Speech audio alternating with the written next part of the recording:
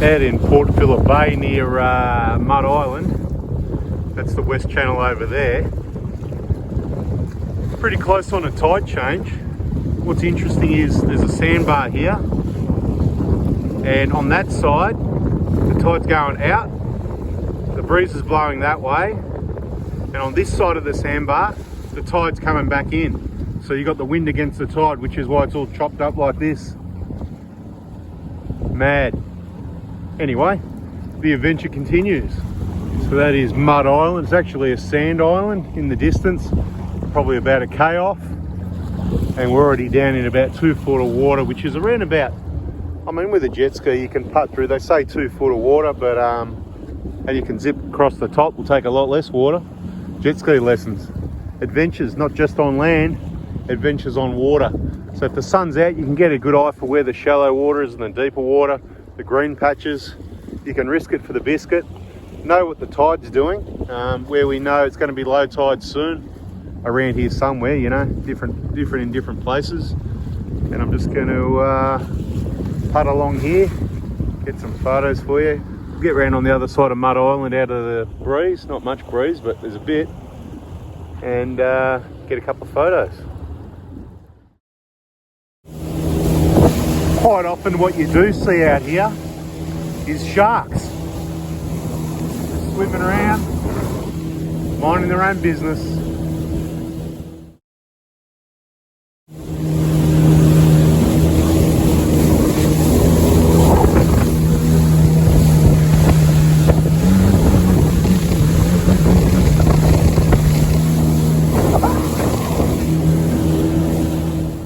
Same as in the vehicle, full driving.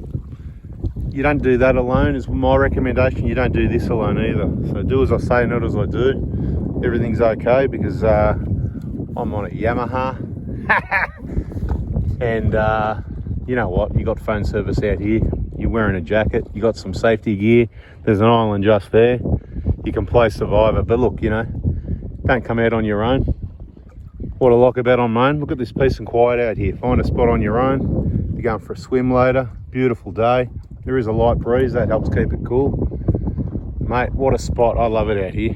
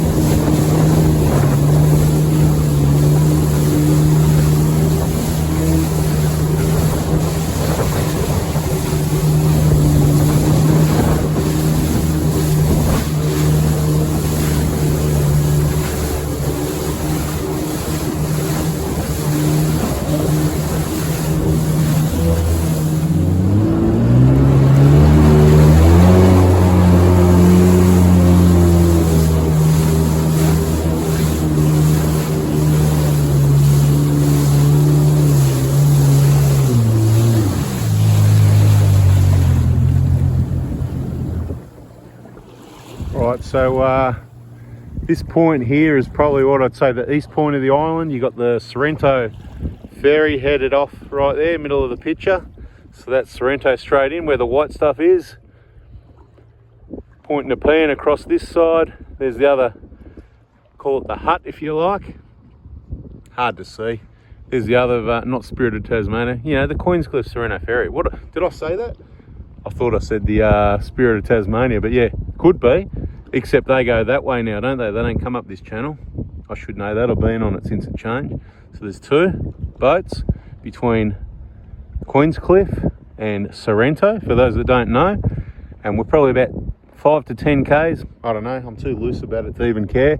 All I know is if it's flat water, I can be back on that shore in about 3 to 5 minutes max. So probably could be 7 or 8 Ks. So this point here is quite shallow. I think we'll still putt across it. We'll risk it for the biscuit. At this point, the tide is still taking, well, it could be the breeze. It's not moving much at all. The tide's mainly out. The deeper water's there. You could easily go around. Anyway, it's a bit of adventure Port Phillip Bay navigation for you. You go all the way around, you might be going a long way around that sandbank. You might be going down about a K, where there's a bit of a pathway through here. I'll putt through. You see the shallow water here, you can see the green water there. Just make sure you've got a sunny day, because once it's cloudy it all changes. You can't really see what's going on too well. Might go and have a bit of a walk on the island, take some photos, get some exercise. Nice here, out of the breeze, no wind. Okay, if you're ever going to come on an adventure like this, there's a few things to be wary of. Bring your Crocs in case there's any sharp shells on the beach. Bring an anchor or something and make sure it works, because if you leave that and you go for a wander and you come back, it could be gone. Likewise, maybe some security. I don't think people are out stealing jet skis and boats on the water, but you never know. Tracking device fitted. Over here, dead straight across there, South Channel Fort. I don't know if you can see it or not. Little island right in the middle of the picture, South Channel Fort. You can look up the history on South Channel Fort and what that was all about. The other thing with a ski, if you know the tide's going out, or your boat, whatever it is, jet ski, boat, you can do whatever you want. Make sure you're here to pull the ski off, because next thing you know it'll be beached. And if you're on your own, that's a big heavy ski. I reckon that one probably weighs about 400 kilos, I'm not sure. Yeah, I wouldn't be able to drag that off the sand on my own, so I'd be stuck here till the tide comes back in, which is okay, because I'd have to go and swim in that nice light coloured sandy beach over there, which I'm going to do anyway. See, there's a green channel, sort of, I don't know if you can see it in the camera or not, but anyway, I'm going to follow all my precautions. And look, bring plenty of water, of course. In the front there's heaps of storage, old drink bottles, you know, orange juice, soft drinks, whatever, the crap that you don't drink, just get them off other people and just fill them up with water. No such thing as too much water. You'll survive a long time with water.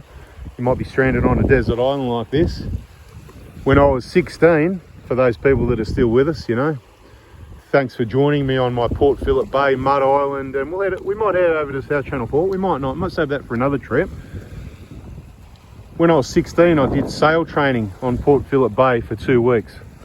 Amazing. You know what they did to us? So anchored up, we're over there, we're on the Alma-Dopal. You can look that one up. We're anchored up in Safety Beach over there. You can look up why it's called Safety Beach.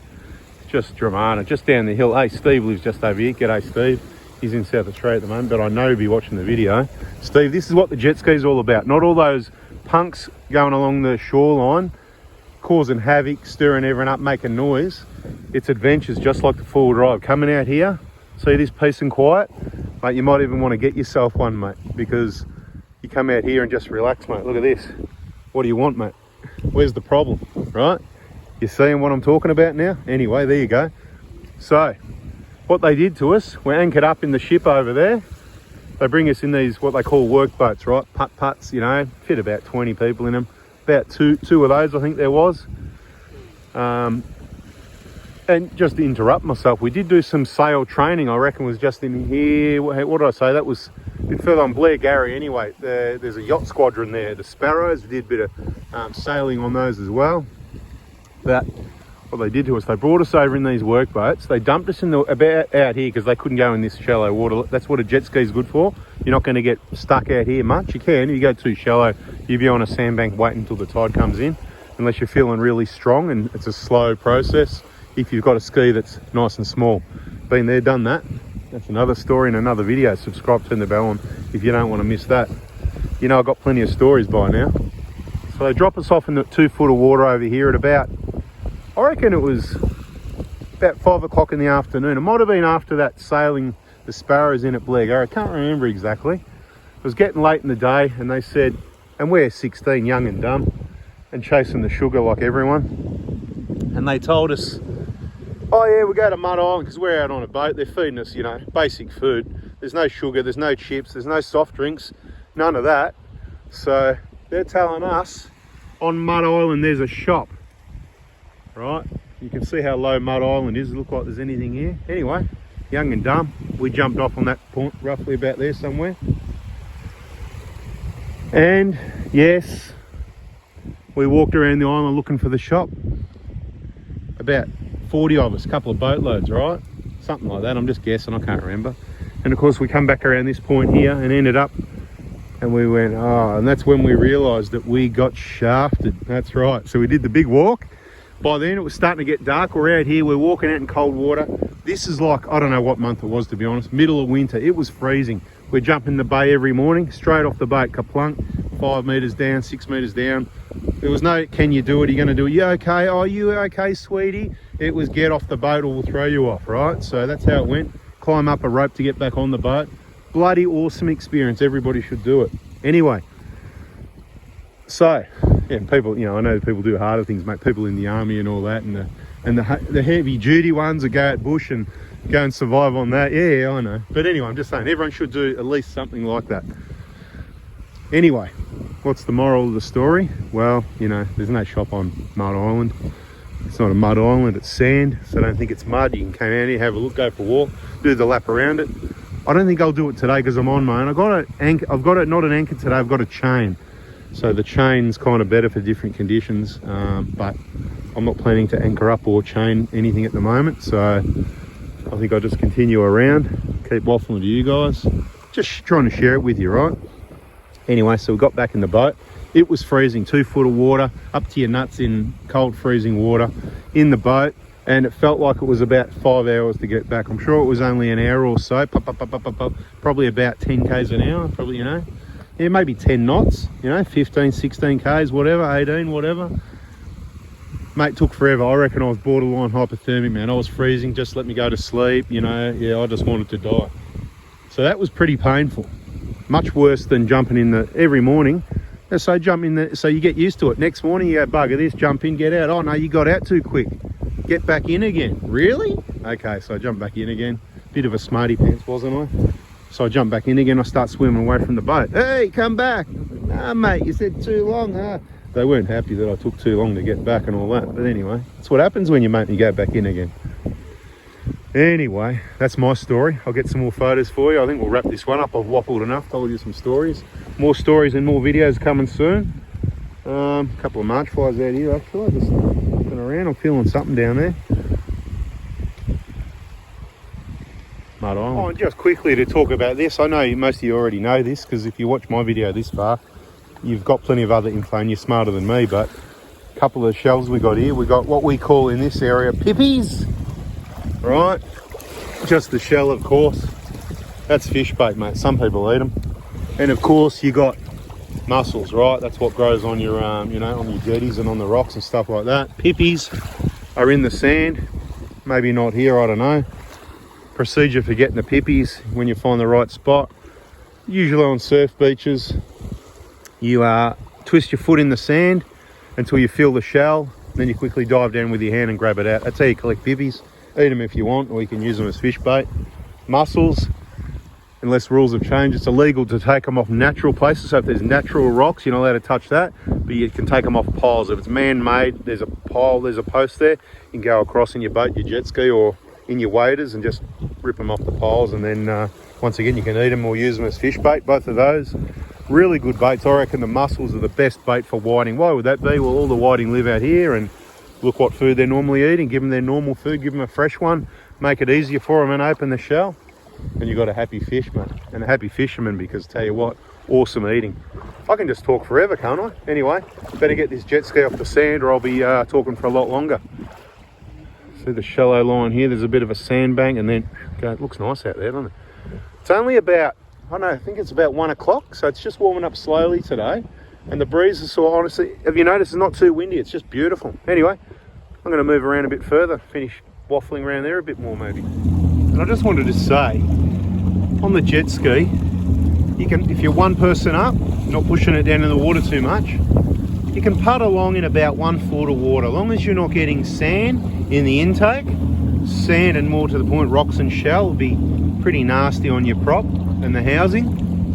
You can replace it. It's going to cost you $1,000 at least every time, so something to think about. Careful buying second-hand jet skis, because that's what people do to them. All right, put this away, and like I said, shallow water in here. There's a break through the sandbar here. I'll show you what I mean.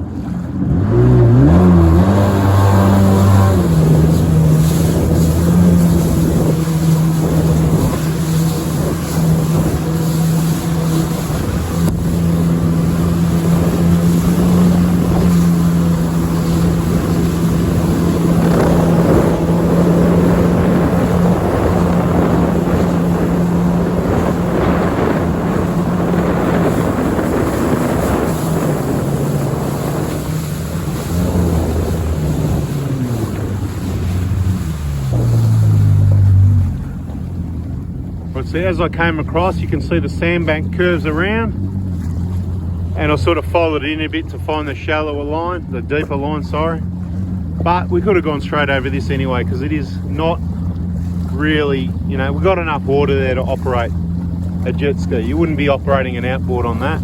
You're down to about 40 centimetres of water, and it drops off to about probably 60 underneath where we are here. Bit of a boat lesson today, isn't it? There's some water breaking on it over there. It's that shallow, so keep an eye out for those. Beautiful. All right, get moving around this side.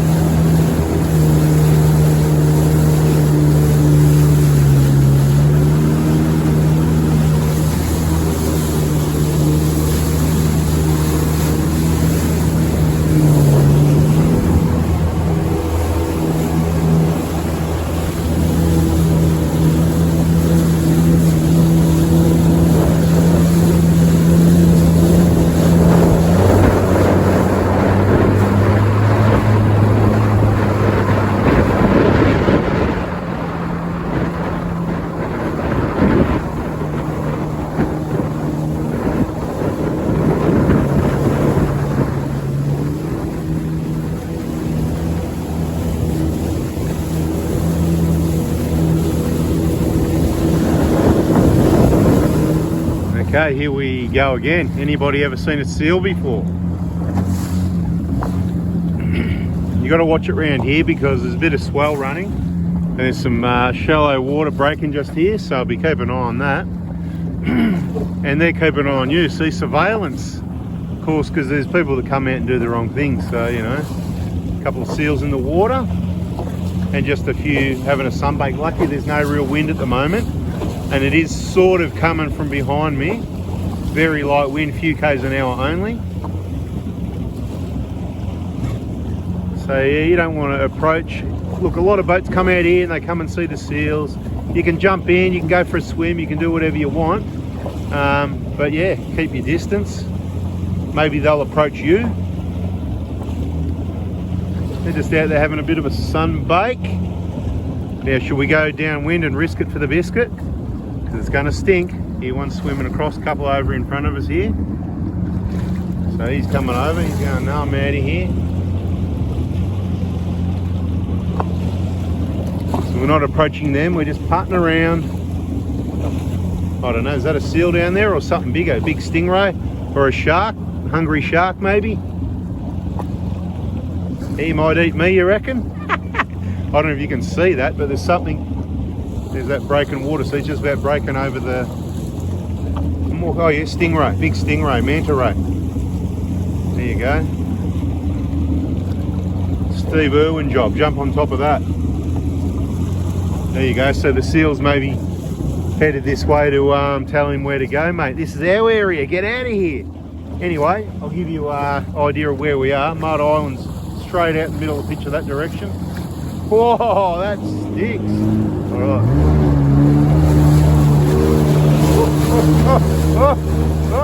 Bit of surf going on just here.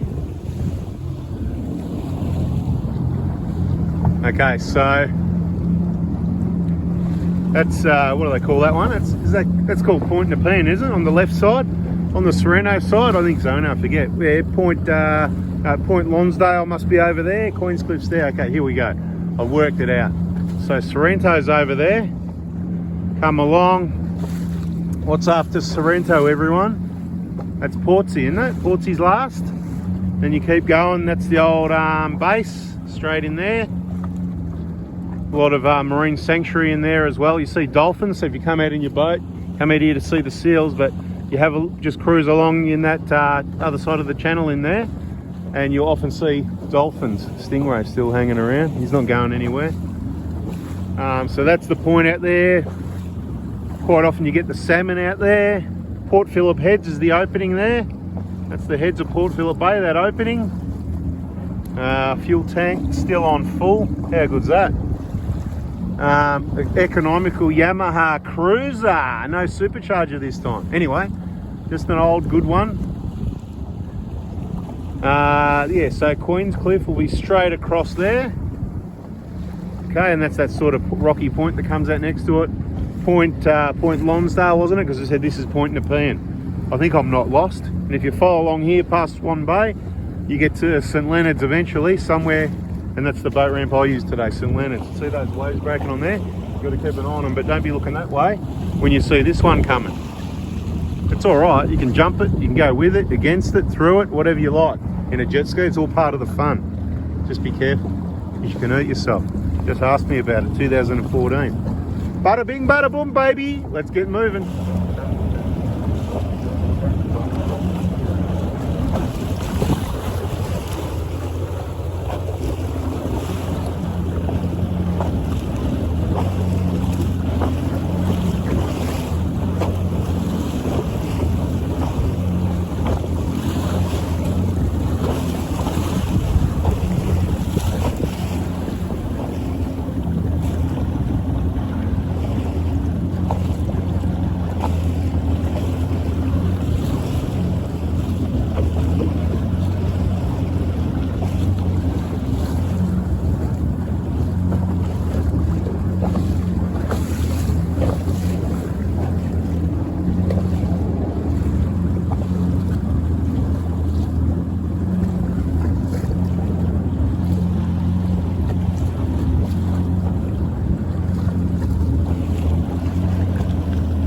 Zoomed in, I'm not close.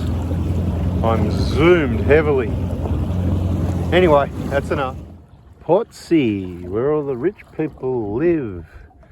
And these yellow markers here are marking the marine sanctuary. There's a number of them. You can go in there. Probably got speed limits and no fishing and all that sort of stuff. And over here, this is where the fishing's at, with the nets. By the looks of it, they're dragging something behind. Hard to see with the sun and the sun glare. Portsea, where the rich people live, mate. Okay, let's refresh our memory on what goes on here. Does it have rules on it?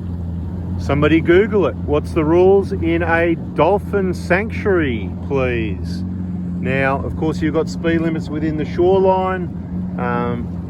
There you go, that'd be it, 5 knots. So it doesn't say you can't come in here, but you have to adhere to the slower speed limit. Now, what I've experienced many a times over the decades, whether I was in my 12-foot tinny, my 14-foot tinny, a jet ski, whatever the case may be, I'm shooting along here outside the sanctuary, even further out on this glassy water, and the dolphins are just what they normally do. They're just up underneath the hull of the boat. It's just crazy stuff, you know.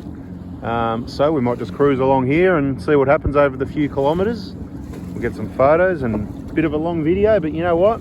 That's Port Phillip Bay in a day. Well, what you can fit into a day anyway.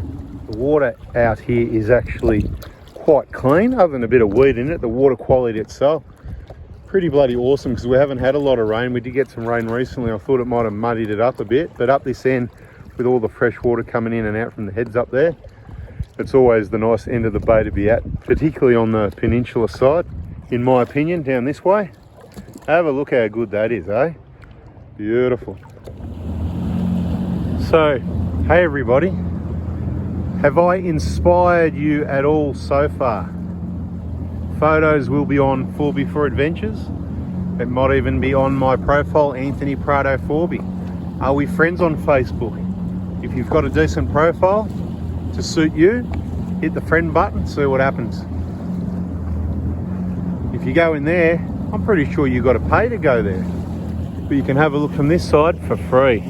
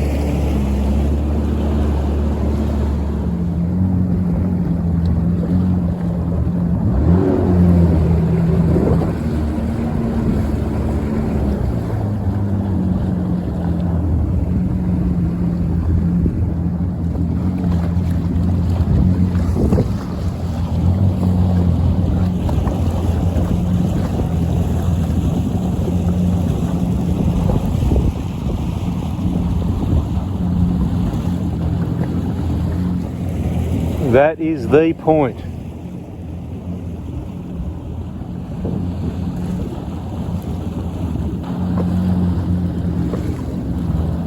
These blokes over here, oh, you got the surfies out on the break and boats right next to it. I mean, sometimes you're fishing along the edge of the break, but mate, that's pretty keen. All the surfies out on the break here,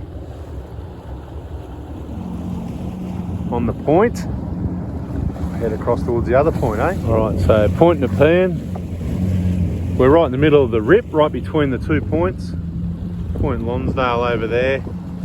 The rip, right? This is where all the boats are out fishing, trying to find some deep water, trying to see what's out with the stir up, because you know what's moving here. The water's moving inward slightly, so low tides happen. The water's definitely coming back in now, but there's not much movement. Water coming in with the wind against it. When the wind picks up from this way, that's why they call it a rip. It's going to be ripped up soon, and I'll be ripping out of here. There goes Australian Border Force on the water. Just came in the heads.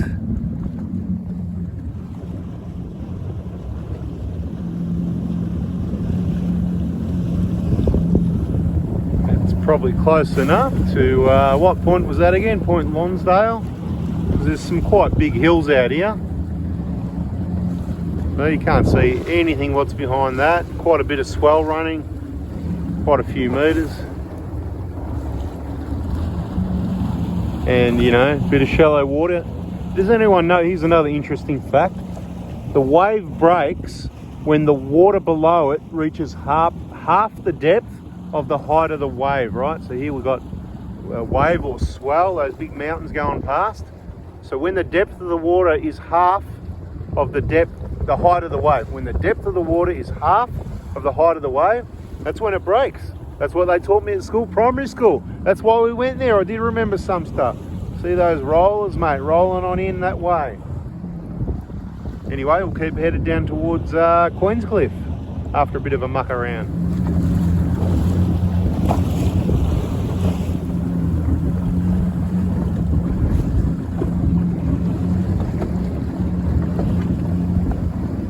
Well, lucky for you, we're just about out of battery. But I got 2 phones. So we'll see what happens anyway. A couple of lighthouses here at Queenscliff.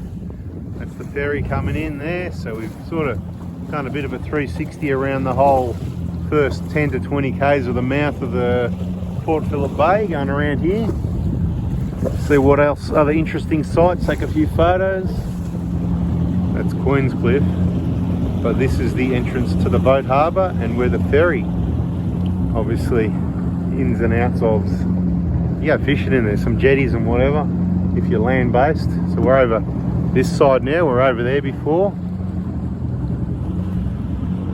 Point Nepean side. If I'm probably get all my points mixed up. Next point of interest, there's, I don't know if it's called the horseshoe, but it's like a horseshoe, and it's out there. So get it there and take some photos, eh? Happy to travel around while the water's calm. Fuel gauge still says fuel. Maybe it's not working, I'm about to run out of fuel. See what happens, eh? I think there's a couple of dive boats operate in the area. Remember the rules, I reckon when people are diving, they got their flag out and all that sort of thing. Everyone's waving, tourists, yep. All good. It's a 5 knot or 8 km/h speed limit where people are diving. They're probably tourists, they're probably scared as buggery, like they're going to get run over by madmen on a jet ski. Everything will be sweet. Just quickly, because the battery's about cooked, right? That's where we were before, Sereno, Portsea area. So you're probably about, I don't know, 4 or 5 k's out this way. Right in the middle of the heads. The heads are kind of behind here and here. It's a big horseshoe. On a windy day, you find a lot of boats parked in here. Okay, the seals, once again, having a bit of a sunbake on the rocks. You're certainly allowed to come in here. You just got to be careful on the rules of approaching things like seals and whatever. Here's one having a bit of a sunbake over here, so I'll just shut it off here until further notice. Probably jump in and go for a swim with him, actually, I'm thinking. Because if there's a seal swimming around, there ain't no white pointers. If they're all up on the rocks, He begs to differ, he said. Anyway, what a day, mate. Seriously. What are you doing? Let me know in the comments. Glad you stuck around this far. Hopefully you like it. What's this bloke doing over here? Go full zoom. Hey, wake up, sleepy. Don't sleep in the water, you might drown. What's going on, mate? Are you fishing? I reckon he's sitting there, he's waiting for something to swim past and he's going to go for it. It is past lunchtime, he's probably hungry. Late lunch.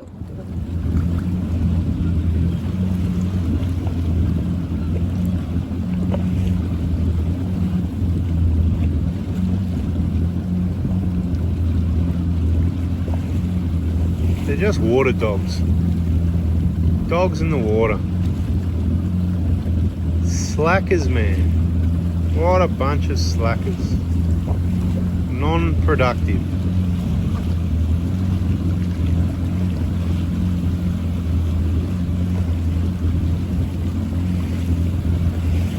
It's just like an island they've plonked right in the middle of the deep water.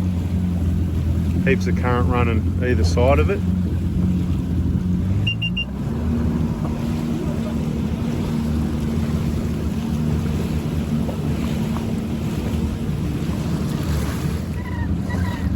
With this channel marker, they didn't muck around. That thing is rock solid. But with the amount of current running through here, you can see it's like the Leaning Tower of Pisa. That's the direction to the heads. And this must be, what do they call this? The West Channel, I think. Not that familiar with this side of the bay, believe it or not. But anyway, it's the side to be familiar with because it's where the action's at. Have a look at all this current, it's just ridiculous. And hardly a breeze still. It's amazing that thing is still there. I wonder how deep into the ground it goes, number 2.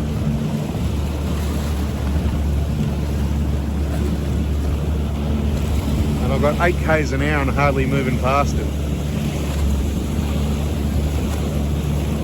Obviously the tide's on the way back in, that's for sure.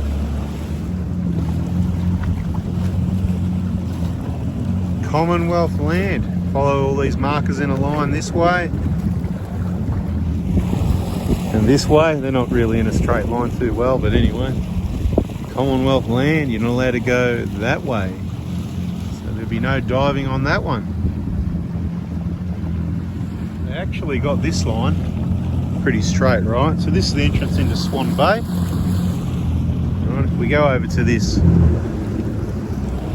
you probably can't see them in the distance, but I'll tell you what, they're going to line up like they put a string line on this one.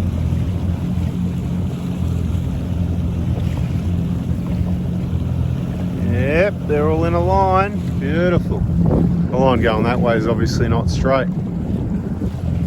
Top secret stuff. Marked by this.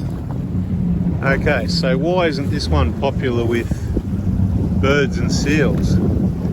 I'm tipping all the more dirty looking water with all the weed and debris in it that goes in and out of Swan Bay all day, every day. But then there's some piles of crap up there, so they obviously pay it a visit every now and then, maybe depending on conditions.